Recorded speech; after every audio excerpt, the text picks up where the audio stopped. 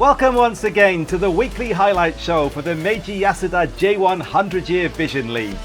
Japan's national team defeated England at Wembley during the March Internationals, and the next generation of stars are keen to show what they can do as the Japanese domestic league returns for our 9th full match week. But before we get into the weekend action, we'll first take a look at 4 matches played during the international break. 2 games have been held over from match week 5, the first of which pitting Vissel Kobe against Sanfrecce Hiroshima. With the score tied at 1-1 in second half added time, the former Japan international Yuya Osako found the net for Vissel. The home side edged out a 2-1 victory.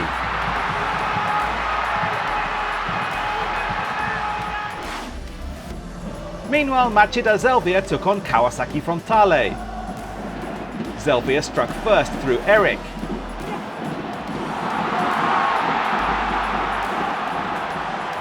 But Frontale responded with an equaliser from Reysol.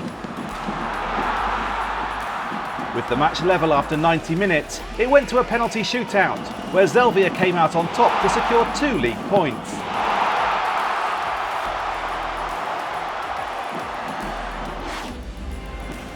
Two matches brought forward from match week 11 were then played last midweek. Vissel Kobe hosted Shimizu S-Pulse and took the lead in the first half with a goal by Katsuya Nagato. In the second, Takahiro Ogihara added another from the penalty spot. Vissel's 2-0 win made it 2 victories on the bounce. Elsewhere, Machida Zelvia faced FC Tokyo, who opened the scoring in the first half with a goal by Keita Endo.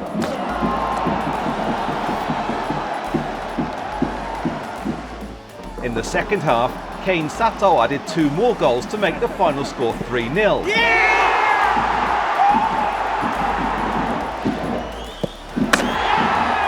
A convincing away win for FC Tokyo. The East and West regional round of this special season reached the halfway point this weekend. Here are all the fixtures for match week 9. Those wins for Vissel Kobe over the international break had taken them into top spot in the West. We start our weekend roundup with their visit to Fagiano Okayama. The first big chance came for Vissel in the 8th minute. The initial cross was cleared, but only as far as Gotoku Sakai, who crossed again. The deflection off the defender sent the ball into the net for an own goal, and Vissel took an early 1-0 lead. Right at the end of the first half, Katsuya Nagato capitalised on a slip at the back from Fagiano to double the visitors' advantage. A strong finish, in off the crossbar, made it goals in back-to-back matches for the 31-year-old. 2 down going into the second half, Fagiano hit back in the 62nd minute. A cross from the right found Takaya Kimura. He headed in to make the score 2-1, giving the home side hopes of a turnaround. But Vissel responded to this setback almost immediately. Yuta Gorke was brought down by Kosei Ogura, and Vissel were awarded the penalty. Takahiro Ogihara took advantage to restore the away side's 2-goal lead. That makes it 3 straight matches in which the veteran midfielder has scored from the spot. Vissel made sure of the points in the 88th minute. Gorke finishing with aplomb to make the final score 4-1.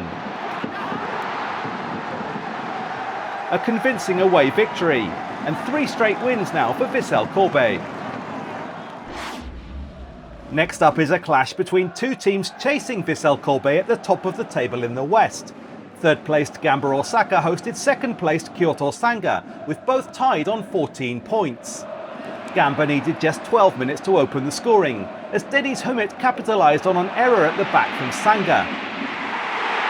The Swedish-born striker made no mistake, finding the net for the 3rd consecutive game.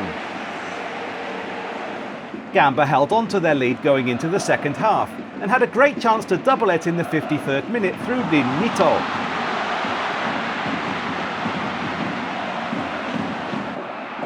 Sanga survived that scare and had an opportunity to level the scores in the 70th minute, but failed to take advantage.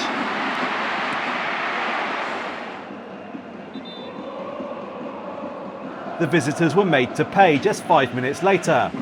Yotaro Meshino of Gamba took hold of the ball.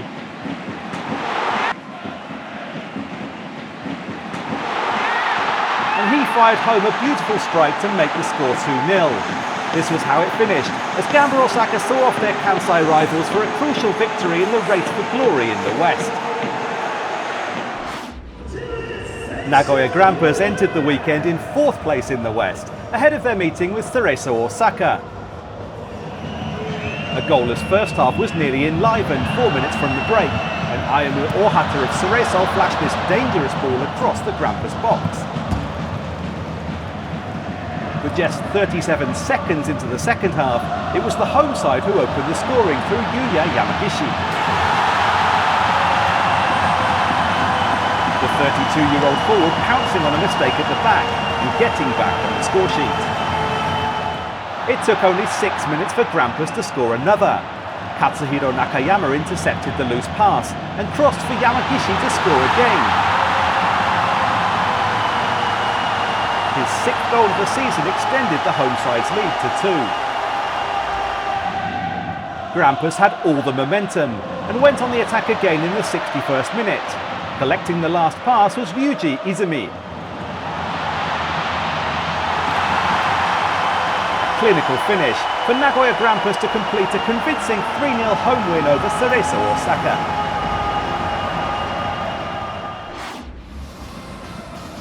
A quirk of the schedule pitted FC Tokyo against FC Machida Zelvia for the second time in 4 days. Zelvia were looking for revenge after defeat in the previous match, and threatened to open the scores in the 54th minute through Yuki Soma. FC Tokyo came close 7 minutes later with this header from Kane Sato. He was unfortunate to be denied by the crossbar. After that, Zelvia went straight up to the other end, but Na Sang-ho couldn't find the net either. The match remained goalless and went to a penalty shootout. It was the Zelvia goalkeeper Kosei Tani who proved to be the hero, saving 2 FC Tokyo penalties to give Zelvia the victory and revenge for midweek. Next, let's take a quick look at 5 other matches from this weekend.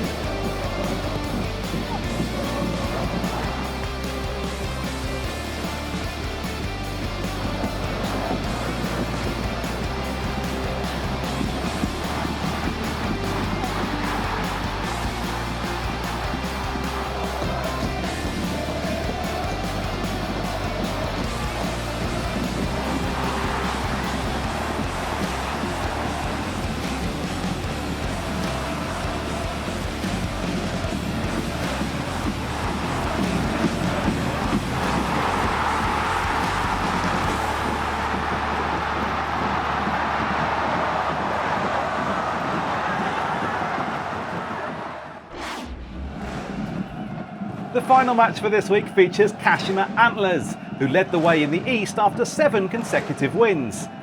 They faced a local derby match away to Mito Hollyhock, who share the same home prefecture of Ibaraki. Hollyhock are enjoying their first ever J1 League campaign and had the first good chance of the game in the second minute when Leria let fly. Antlers are the most successful club in J1 history. They could have taken the lead in the 15th minute when Ryotaro Araki had this header and Elber's follow-up shot was blocked.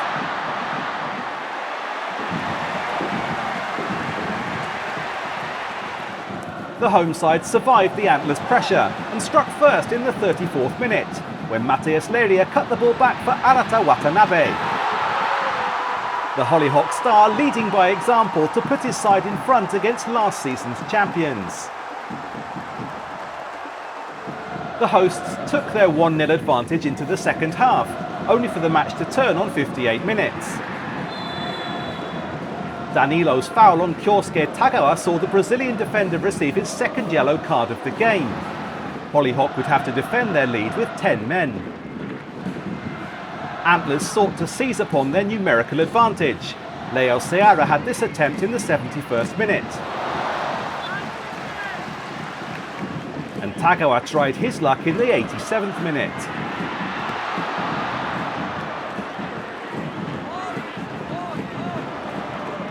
Antlers continued their attack deep into added time.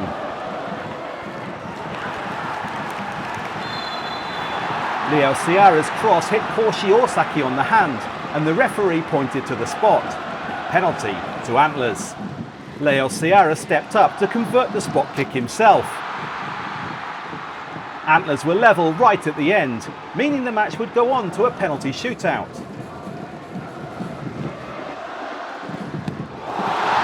However, Antlers weren't so clinical here, missing with their first 2 attempts while the home side scored with all 4 of theirs.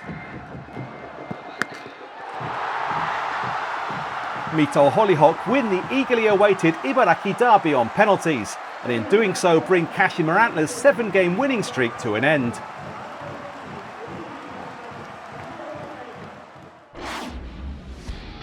Here are all the results for match week 9. The 3-time Asian Champions League winners Urawa Reds are struggling at this stage, having now lost their last 4 matches in a row. These are the provisional standings in the East.